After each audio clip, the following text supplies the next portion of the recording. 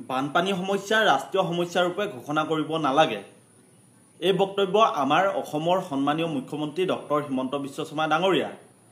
তেখেতে কৈছে যে যদি বানপানী সমস্যা ৰাষ্ট্ৰীয় সমস্যা ৰূপে ঘোষণা কৰা হয় তেতিয়া অসমলৈ মানুহ অহাটো কমি যাব।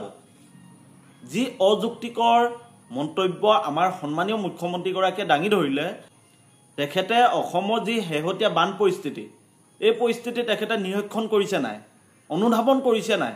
অসমৰ জনতাৰ যে বানৰ বিভীষিকাত ভুগি আছে এই কথাষাৰ তেওঁ কেতিয়া উপলব্ধি কৰিব?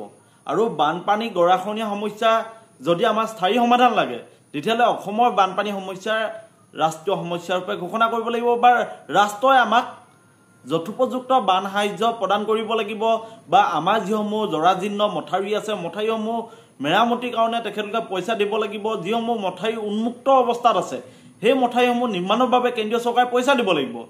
যদি অসমৰ সম্পদৰ ওপৰত ৰাষ্ট্ৰৰ অধিকাৰ থাকে, কেন্দ্ৰীয় অধিকাৰ থাকে, তেতিয়াহ'লে অসমৰ সমস্যাৰ ওপৰত কিয় কেন্দ্ৰীয় অধিকাৰ নাথাকিব?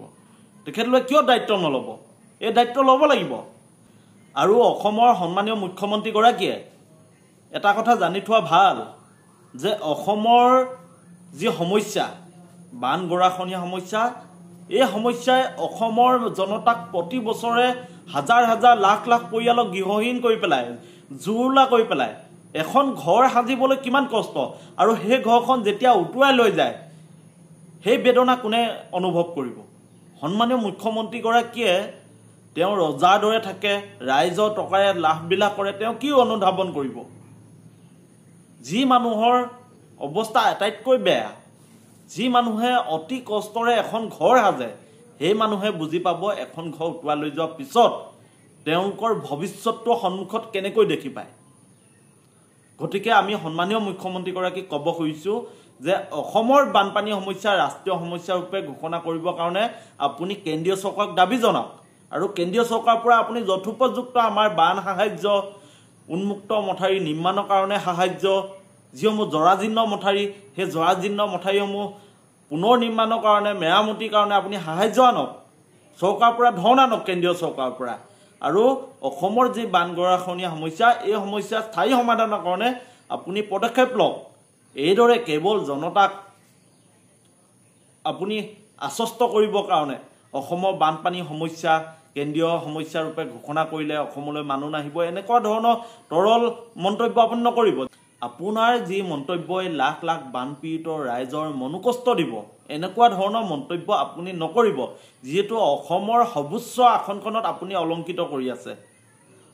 আপুনি কেৱল বিজেপি দলৰ মুখ্যমন্ত্ৰী নহয়, অসমৰ প্ৰতিজন মানুহৰ আপুনি মুখ্যমন্ত্ৰী। গতিকে কথাখিনি কওঁতে আপুনি ভাবি চিন্তি ক'ব। আৰু আজি আমি আপোনালোকক দেখাব খুজিছোঁ, চাওক এয়া ধেমাজি বান পৰিস্থিতি। ধেমাজিত কি ধৰণে এটা অভাৱনীয় ৰূপত বান পৰিস্থিতি বিৰাজ কৰিছে। আপোনালোকক আমি বিগত দিনবোৰত জনাই আহিছিলোঁ যে ধেমাজি ভজু গাঁৱত ব্ৰহ্মজানৰ পানী আহি 15 নং ৰাষ্ট্ৰীয় ঘাইপথৰ ওপৰত পানী বাগৰি আছে। আজি প্ৰায় এমাহ হ'ব হ'ল, এই সমস্যা সমাধান নাই, আৰু যোৱা বৰ্ষও এই ঘটনা ঘটি গৈছে। আৰু আমি যিমান দূৰ অৱগত যে প্ৰশাসনে 15 নং ৰাষ্ট্ৰীয় ঘাইপথেদি মটৰচাইকেল অহা যোৱা বন্ধ কৰিবলগীয়া এক পৰিৱেশ হৈছে। পানী গতিবেগ ইমানেই বেছি, কোনোমতেহে তাত যিসমূহ চাৰিচকীয়া বাহন আছে পাৰ হৈ আছে। সময়ে সময়ে প্ৰশাসনে তাকো বন্ধ কৰিবলগীয়া পৰিৱেশ আহিছে।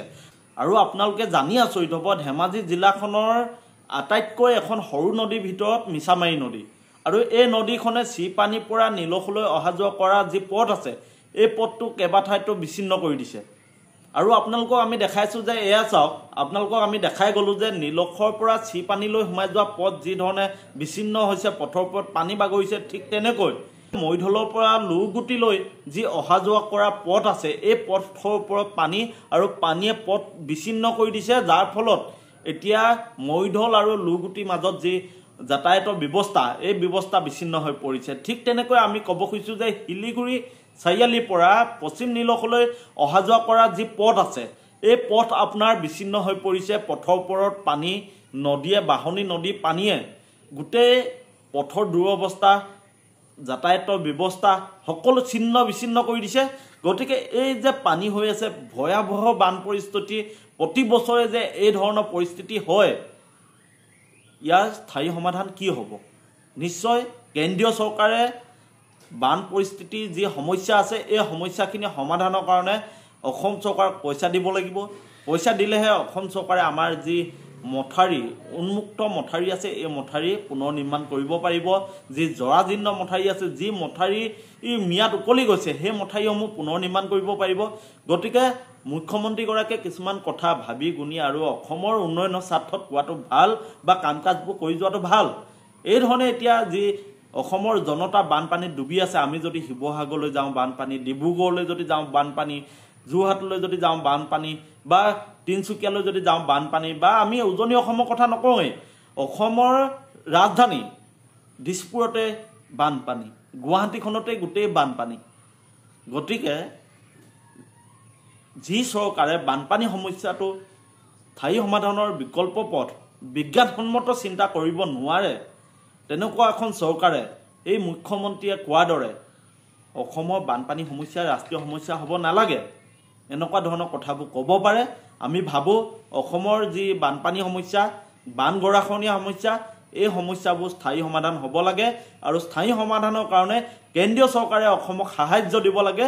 আৰু কেন্দ্ৰীয় চৰকাৰে যদি সাহায্য নিদিয়ে তেতিয়াহ'লে অসমৰ বান পৰিস্থিতি কেতিয়াও নিয়ন্ত্ৰণ নহয়, এই কথা নিশ্চিত। গতিকে আমি কেন্দ্ৰীয় চৰকাৰক সমগ্ৰ অসমবাসীয়ে দাবী জনাব লাগে যে অসমৰ যি শেহতীয়া বান পৰিস্থিতি ইয়াৰ পৰা কেন্দ্ৰীয় চৰকাৰে অনুধাৱন কৰক, ৰাজ্য চৰকাৰে অনুধাৱন কৰক আৰু অসমৰ বান গৰাখহনীয়া, বান পৰিস্থিতি, বানপীড়িত ৰাইজৰ যি সমস্যা এই সকলোবোৰ সমাধানৰ কাৰণে অসমৰ ৰাজ্যখনৰ সন্মানীয় মুখ্যমন্ত্ৰী ডক্টৰ হিমন্ত বিশ্ব শৰ্মা ডাঙৰীয়াই পদক্ষেপ লওক।